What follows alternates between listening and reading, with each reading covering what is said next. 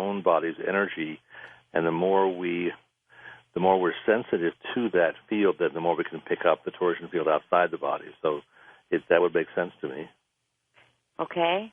So it's nothing to worry about. I've tried covering one eye than the other, and it doesn't seem to... I think that's really wonderful. I have a couple of other friends who have been sort of learning these skills, too, and I get little updates every so often. I think it's really wonderful. Claude, you've looked at crop formations. How do you tie that into some of the things you've researched?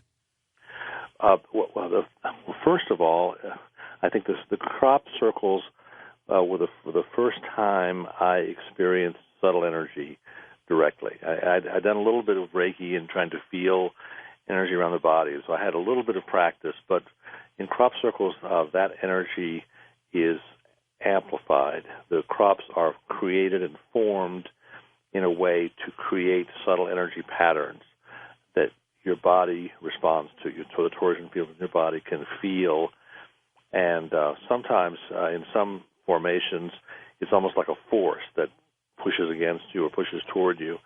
In other cases, it just activates higher energy consciousness.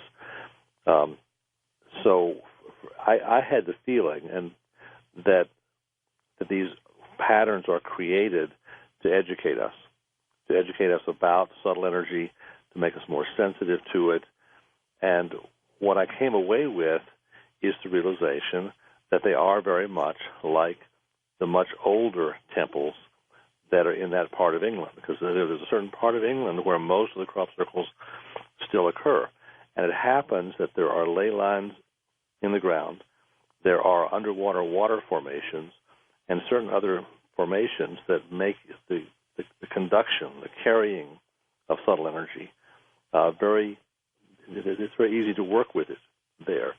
And so the old temples, like Stonehenge and like Avebury, take advantage of those patterns of energy, and the crop circles do as well. So to me, that just opened me up to this whole big question of the energy in the land, the sacred energy, sacred sites in the land. And once I was aware of it, then I realized, well, gee, these things have been around for thousands of years.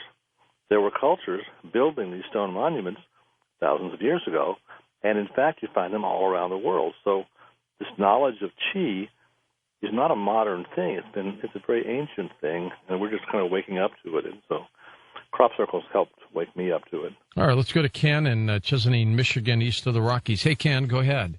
Hi, George. Hi, Claude. Hi. I had a quick story and a quick question, if I could, please. Sure. When I was earlier in life, I always had, these feelings, so on and so forth, where, the events that came through, so on and so forth. Later on in life, I had 2 closed head injuries, and they was heightened from the injuries. My question to you on this particular theory that you have is do you think that Tesla also carried some of them theories, and how long is this information going to be suppressed and put away in different formats? Because truly the shamans and the Orientals and the Asian culture has carried all that information with them, and it's just taken this long. How long for the Western civilization to come to knowledge about a lot of this? I'll take my answers up there if I could. Okay. Well, I believe, and I certainly hope that we're at that point where it's starting to happen. Right now, not only do you have all of the torsion work that's going on in Russia, but the Germans have been more and more sensitive to it. The Eastern Europeans know about as much as the Russians do about it. So it's kind of spreading from Asia across Europe toward us. At this point, there are bioenergy devices, various types of healing devices that have come out of Germany and Russia that use torsion. So they're making inroads into this country in that way. And I think what we really need are some good torsion measuring devices, something practical that can measure torsion levels accurately. There are several devices that or technologies that exist that can measure torsion, but right to this point, they're not really very convenient. So I think if we could get a good device, I think that would probably open this up for the scientists and engineers to take a serious look at it. And we need more and more scientists like you, Claude, to look at this. We're just not getting enough, are we? Not yet, but I'm hopeful. I'm optimistic. Well, I hope that happens too. We'll be back. We'll take final phone calls in just a moment with Dr. Claude Swanson. Website linked up at coasttocoastam.com, synchronizeuniverse.com. And, of course, his latest work is called Life Force. And this is through the mind of a physicist now. That's the important thing. He's not someone who's just practicing. He's an actual scientist who believes that there is such things as psychokinesis, teleportation, out-of-body experiences, and the use of that field. So we'll be back with Dr. Claude Swanson, your final questions, your final stories, in just a moment on Coast to Coast AM. Next hour, Mark Zachary joins us as we talk about sci-fi on Coast to Coast AM. And John Van Auken, he joins us on our next Coast to Coast program as we talk about Edgar Cayce prophecies, and you do not want to miss it. We'll be back in a moment with final calls with Dr. Claude Swanson on Coast to Coast AM. Claude, explain to us what a ley line is. Ley lines were not really known until about 100 years ago in the West, when aerial photographers began noticing these straight-line features that old landmarks like churches and stone circles tended to fall on a line. Oftentimes there were marks in the countryside that all seemed to fit on these straight lines. Dowsers found that dowsing was the best way to locate them, but it looks as though they're very, very ancient. They're probably thousands of years old, and they carry the subtle energy, the chi current, through the ground. And they were probably built by ancient societies for whom the flow of this energy in the landscape was a really important part of life. You can go to the Chinese, like the feng shui masters. That's what they do. They control the flow of the chi energy in the landscape.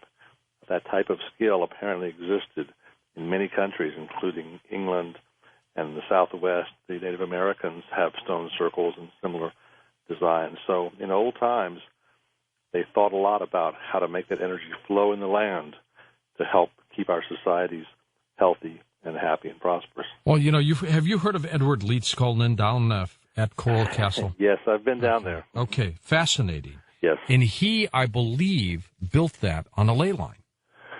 Didn't know that. I've been down there and I've puzzled about it, but I don't have any answers. He was amazing. He tied into it. Let's go to the final calls. Let's go to Maui in Hawaii. Joan, you're on Coast to Coast. Hi, Joan. Aloha to you Aloha and Dr. to you, Johnson. too. Sure thing. Hey, I got to tell you, I'm a long-time listener, and I've never called in before, so I'm going to do my best, but my heart is just about to leap out of here this evening, and I said, I know I have to tell the story. It's about an angelic it's a phenomenal paranormal experience that I had related to driving about 15 years ago. I was visiting my family on the mainland and had taken I have 3 siblings there. All of them have children, and I had each taken one child from each of my siblings with me to the reunion. It was out of state, out in Kansas. Drove up there on the turnpike. We had a great time on the reunion on the weekend. And so the night at the end of the reunion that night, we were all tired, but had to get up early the next morning to get back on the turnpike and get home, and I had to catch a flight back to Hawaii. So I had everything planned out, had a lot of extra time and all that. But I think, long story short, all the 3 kids were asleep, and I was trying to go to sleep, but I kept having this vision of a terrible car accident. Oh, and this went on for about an hour. I tried everything I knew. I got up, walked around, I prayed, I did all that. And so finally I said, well, just put the white light around it. So I did do that, and I was able to go to sleep immediately. Well, we got up about 5 in the morning, wanted to leave early. Everything was ready. Got the kids in the car all strapped in and everything. They were about 10, 12, and 14, their ages. We got out there, got on the turnpike, And I don't know how many miles it was into the turnpike, maybe 20 miles, and was going whatever the speed limit was, and came up over the crest of a little hill, an elongated hill, and there was an overpass ahead. Right beyond the crest of that little hill, there was debris from a car accident. Making me shake to say it again. I'll do my best. But there was a bumper that was kind of crinkled up, and other pieces, I think there was a tire and other pieces of the car laying there on the road, and I thought, oh my God, there's no way I can get over that. You know, if I swerve, I'm going to roll the car. Sure. And if I keep going straight, I'm going to hit it, and it's going to flip me over. And I said, oh, I'm going to wipe out somebody in my, someone in my family from each of my brothers and sisters, and it just got to me. And I thought, we're out, we're gone. And the thing of it is, it happened so fast that I didn't know what happened until I looked behind me, and I had somehow gone through that and ended up on the other side of the underpass. In the meantime, under the underpass was the wrecked vehicle. This is very dark. It was 5 or 5:30 in the morning. The car was sitting there very quiet, and I had an ominous feeling that there was nobody in there alive. So I found myself right beyond the overpass at that time. I pulled to the side to get myself together, and